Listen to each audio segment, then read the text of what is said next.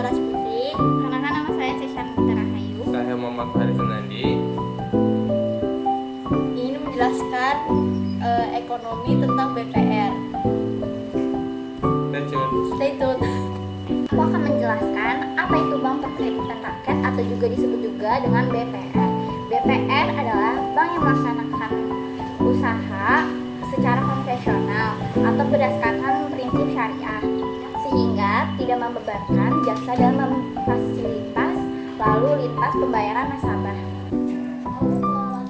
Nah, perbedaan bank umum dan bank BPR itu bank umum dan BPR memiliki beberapa perbedaan, yaitu target nasabah. Sebagai bank, fungsi BPR sebenarnya masih sama dengan lembaga perbankan umumnya, yaitu untuk menjadi intermedia atau perantara keuangan yang mengumpulkan dana masyarakat, menyalurkannya kembali kepada masyarakat. Nah, namun perbedaannya terletak di mana bank BPR itu fungsinya lebih kepada pengusaha-pengusaha milik mikro, kecil dan menengah. Kedua itu jangkauan wilayah. Nah, karena berfungsi untuk melayani area mikro, maka BPR lebih banyak ditemukan di kabupaten atau di kota-kota kecil. Hingga peran BPR sangat penting dalam melayani transaksi perbankan dalam kehidupan masyarakat, terutama di wilayah-wilayah yang selama ini belum terjangkau secara maksimal oleh bank umum. Nah, sementara itu untuk bank umum lebih banyak ditemukan di kota-kota, bahkan hingga memiliki interaksi dengan internasional. Yang ketiga yaitu jenis kegiatan usaha. Perbedaan bank umum dan bank BPR selanjutnya terletak pada cakupan kegiatan usahanya. Karena tidak membebankan biaya jasa dalam memfasilitasi transaksi pembayaran nasabah, otomatis kegiatan usaha BPR tidak selalu bank maupun seluas jenis yang ketiga itulah jenis kegiatan usaha. Perbedaan bank umum dan bank BPR adalah terletak pada cakupan kegiatan usaha karena tidak membebankan biaya jasa dalam memfasilitasi transaksi pembayaran nasabah. Otomatis kegiatan usaha BPR tidak seluas bank umumnya.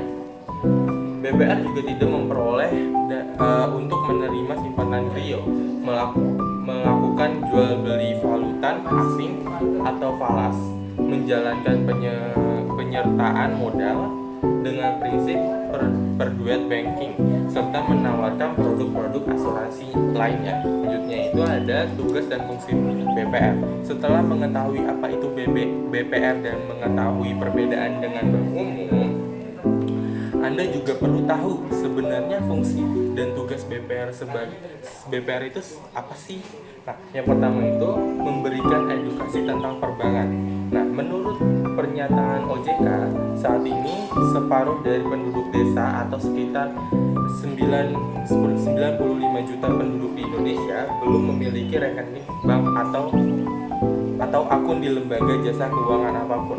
Hal ini banyak terjadi di daerah pedesaan karena masyarakat masih belum familiar dan ragu menyimpan uang di bank. Jadi karena bank umumnya ada di perkotaan dan bahkan belum ada sampai ke pelosok, jadi masyarakat di pedesaan dan di pelosok itu masih kayak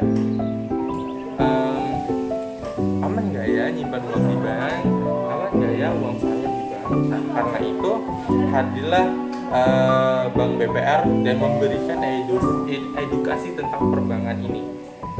Nah, yang kedua, mempermudah akses permodalan untuk usaha. Fungsi BPR sangat terasa, terutama di daerah-daerah yang belum optimal terjangkau oleh bank umum. Dengan sebaran geografis yang lebih merata, BPR menyediakan akses pendanaan untuk masyarakat lokal yang sedang membutuhkan modal keuangan untuk membuka usaha sendiri. Jadi, Bank BPR ini mengutamakan penjual-penjual yang masih yang berada di bawah atau menengah.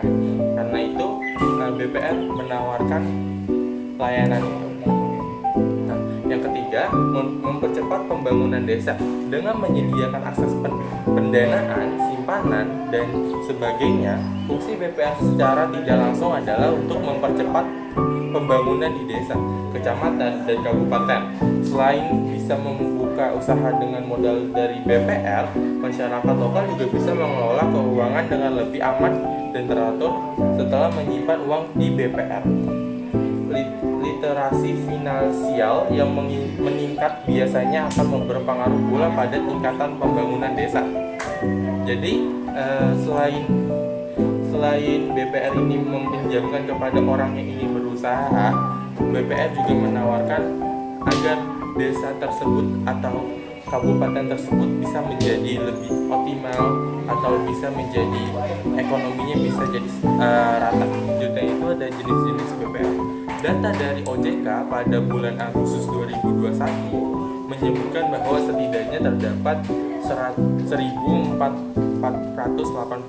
BPR yang tersebar di seluruh Indonesia. Dari jumlah tersebut, ada beberapa kategori jenis BPR yang penting untuk diketahui. Yang pertama itu berdasarkan kepemilikan.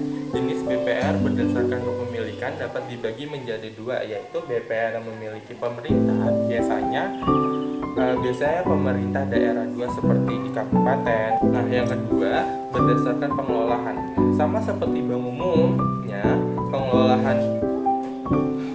berdasarkan pengelolaan. Yang kedua berdasarkan pengelolaan. Sama seperti bank umumnya, pengelolaan BPR terbagi menjadi dua, yaitu BPR konvensional dan BPR yang menjalankan proses perbankan syariah. Seperti bank-bank umumnya ya, jadi kayak yang kita ketahui bank umum itu memiliki dua, yaitu bank konvensional dan yang kedua itu bank syariah, dan begitu juga BPR. Nah, yang ketiga itu berdasarkan jenis usaha.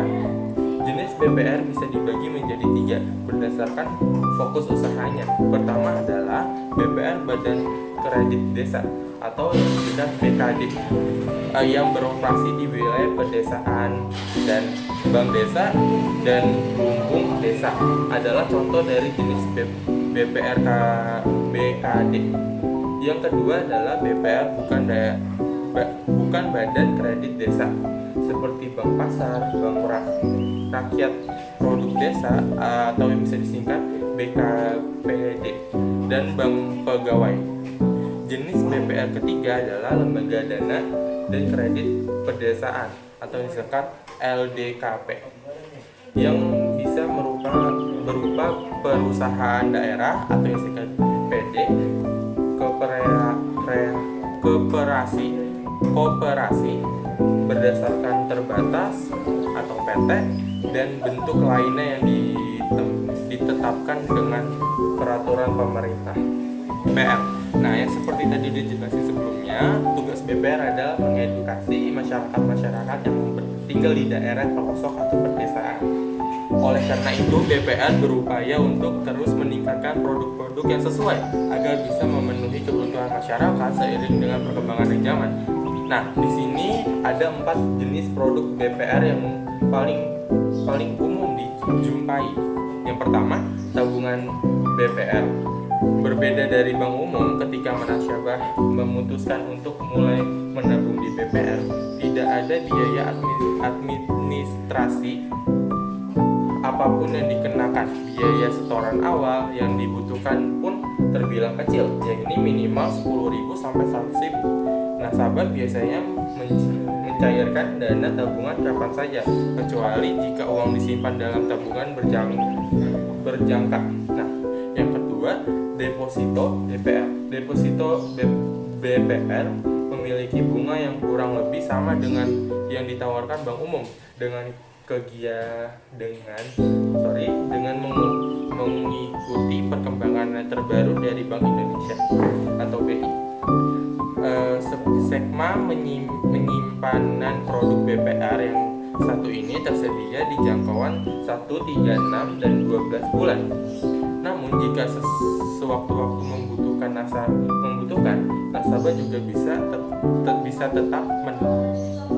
nasabah juga bisa menarik deposito kapan saja tanpa dikenai penalti. Yang ketiga, kredit bank kredit bank perkreditan rakyat atau BPR itu sendiri. Salah satu produk BPR yang paling populer adalah kredit atau pinjaman.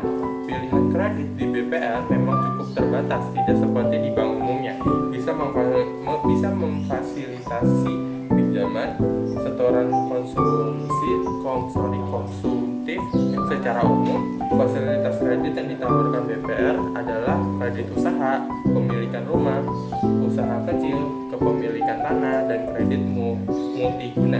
Untuk menjadikan kredit BPR, maka nasabah perlu memenuhi persyaratan yang berlaku seperti minimal penghasilan, jumlah karyawan, kepemilikan tempat usaha, dan rumah tinggal dan sebagainya.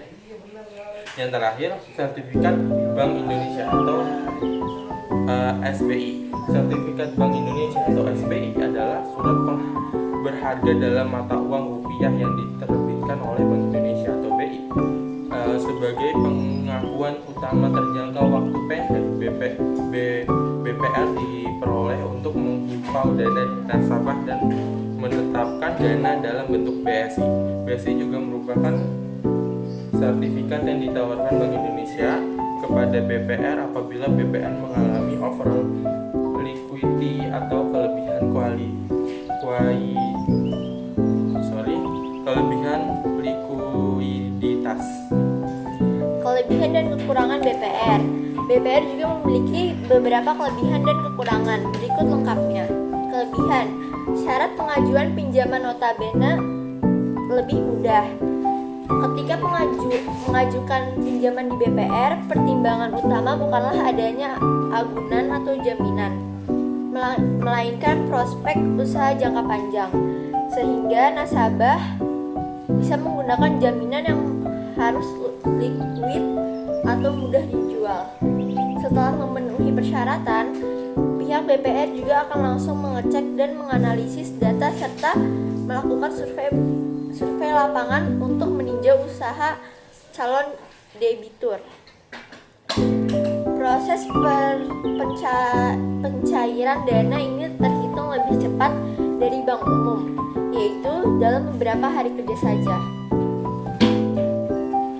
Selain itu, BPR juga lebih mengutamakan unsur kepercayaan dan pendekatan personal dengan para nasabah. Karena itu, BPR juga lebih mudah memberikan pinjaman pada nasabah yang sudah pernah meminjam dan melunasi dengan tepat waktu. Nasabah dengan reputasi baik dan rekam jejak kredit yang lancar akan lebih mudah mengakses pinjaman BPR. Lebih proaktif dalam melayani pelanggan karena berfokus untuk menjangkau masyarakat dan usaha mikro dan kecil menengah UMKM. BPR terbilang lebih proaktif dalam melayani pelanggan. BPR kerap melakukan sistem jemput bola untuk mencari calon debitur yang sedang membutuhkan pinjaman, atau berkeliling desa untuk menggunakan calon kreditur yang hendak mengumpulkan tabungan. Cara ini sangat memudahkan warga desa atau wilayah terpencil untuk melakukan transaksi, meminimalkan jarak, serta meminimalkan transportasi nasabah. Bunga simpanan lebih kompetitif karena berfokus untuk menjangkau masyarakat dari usaha mikro dan kecil menengah UMKM. BPR biasanya menetapkan bunga simpanan yang lebih kompetitif dari bank umum. Selain itu, BPR juga memiliki promo bonus dan hadiah menarik untuk menyenangkan para nasabah agar semakin giat menabung. Karena prinsip operasionalnya, menabung di BPR juga tidak akan dikenakan potongan-potongan biaya administrasi layaknya di bank umum. Salah satu investasi yang memiliki bunga simpanan kompetitif adalah investasi melalui komunal deposito BPR dengan bunga hingga 6%. Salah satu kekurangan BPR dibandingkan bank umum adalah keterbatasan fasilitas keuangan yang tersedia. Misalnya saja, walaupun bisa menabung di BPR, namun BPR tidak memiliki mesin ATM, kartu kredit, atau aplikasi tersendiri untuk pengambilan uang sewaktu-waktu atau transaksi online. Hal ini tentu bisa membuat nasabah harus bolak-balik ke kantor BPR jika sedang butuh melakukan transaksi keuangan. Keterbatasan jaringan dan layanan. Berfokus di Keterbatasan jaringan dan layanan. Berfokus di kabupaten dan kota madya, daerah cakupan BPR sangat terbatas. Bahkan hanya memiliki sedikit yang sampai memiliki cabang ke kota-kota lain. Karena itu, kekurangan BPR yang satu ini bisa menghambat nasabah ketika membutuhkan penarikan tabungan sewaktu-waktu dari luar daerah.